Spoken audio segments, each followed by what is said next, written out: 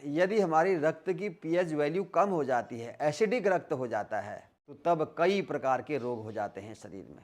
यदि आपका शरीर अम्लीय है, क्षार तत्व की कमी है शरीर में, तो कौन कौन से भोज्य पदार्थ आपको लेने चाहिए जिससे शरीर में क्षारीय तत्व का संतुलन बना रहे।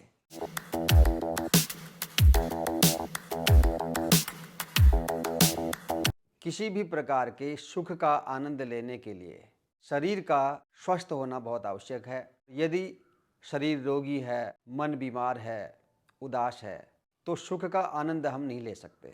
इसलिए कहा है, पहला सुख निरोगी काया। यदि हम शरीर और मन से स्वस्थ हैं तो वही सबसे बड़ा सुख है। किसी भी प्रकार के रोग का प्रमुख कारण होता है शरीर में अम्ल तत्व की अधिकता। जो कुछ भी हम आहार लेते हैं उसके पोषक तत्व हमारे रक्त के माध्यम से शरीर की प्रत्येक कोशिका तक पहुंचते हैं, और उस आहार में यदि अम्ल की अधिकता होगी, एसिड की अधिकता होगी, तो वह अम्ल हमारे रक्त में मिल करके शरीर के प्रत्येक अंग तक, प्रत्येक कोशिका तक पहुंचता है। यह अम्ल विष जब निर्धारित सीमा से अधिक हो जाता है, बढ़ जाता है, तो शरीर में कई प्रकार के रोग उत्पन्न हो जाते हैं। हमारे रक्त की सामान्य जो पीएच वैल्यू है वह 7.35 से लेकर 7.45 के बीच होनी चाहिए, अर्थात एक एवरेज 7.4। यदि हमारी रक्त की पीएच वैल्यू कम हो जाती है, एसिडिक रक्त हो जाता है, तो तब कई प्रकार के रोग हो जाते हैं शरीर में। तो आज का वीडियो इसी विषय पर है। यदि आपका शरीर अम्लीय है, क्षार तत्व की कमी है शरीर में, तो कौन कौन से भोज्य पदार्थ आपको लेने चाहिए जिससे शरीर में क्षारीय तत्व का संतुलन बना रहे। विशेषज्ञों का मत है कि एक स्वस्थ शरीर को 80% एल्कलाइन और 20% एसिडिक फूड की आवश्यकता होती है।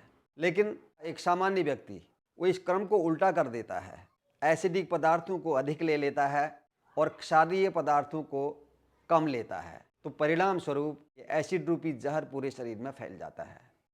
तो हम अपने खान पान में थोड़ा सा परिवर्तन करके इस संतुलन को ठीक कर सकते हैं। अपने रक्त की पीएच वैल्यू को हम नॉर्मल बना सकते हैं। तो देखिए, पहले एसिडिक पदार्थ कौन से हैं।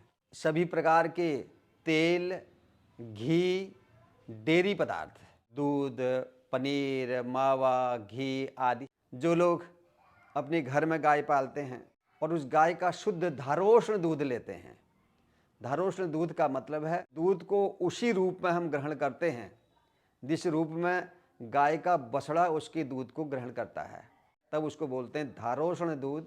वह दूध तो एसिडिक नहीं होता, वह एल्कलाइन होता है, और उस दूध की पीएच वैल्यू वह 7 से ऊपर होती है। जितनी बार दूध उबलेगा उतनी बार उस दूध में एसिड की मात्रा बढ़ जाती है। तो इसलिए कहा जाता है कि दुग्ध पदार्थ सारे एसिडिक होते हैं। सभी प्रकार के तले भुने खाद्य पदार्थ, डिब्बाबंद भोजन, फास्ट फूड, ठंडा पेय, चाय, कॉफ़ी, बियर, शराब आदि सारा अम्लीय है।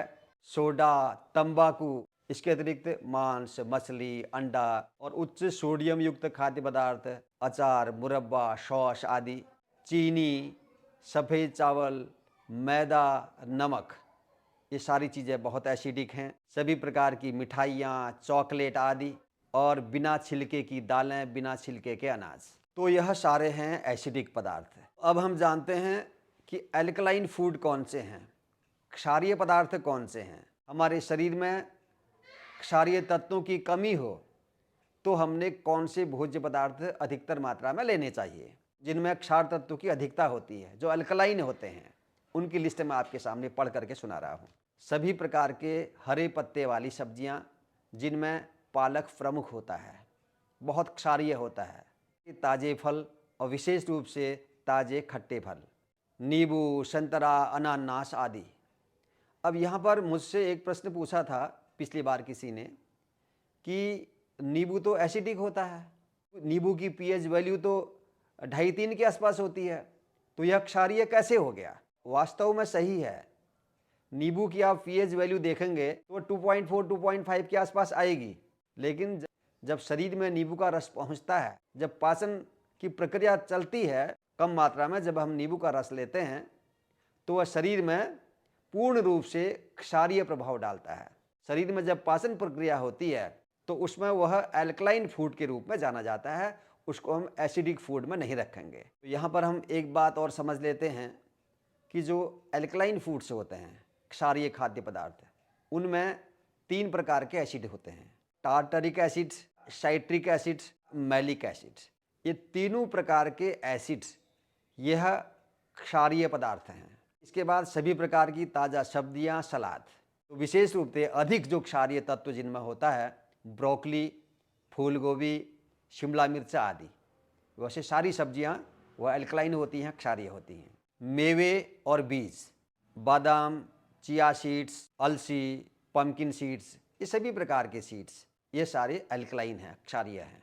मसालों में लहसुन, अदरक, हल्दी, दालचीनी, तुलसी आदि ये पदार्थ बहुत अच्छे क्षारीय हैं।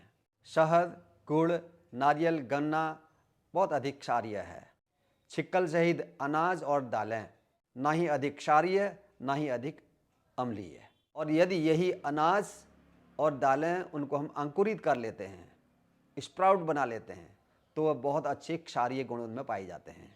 आलू को उबाल कर हम उसकी चिप्स बना लें या उसको बहुत अधिक तल लें तो वह अम्लीय हो जाता है, एसिडिक हो जाता है। और वहीं हम छिक्कल सहित बिना तले हुए उसकी हम सब्जी बनाते हैं तो वह क्षारीय हो जाती है।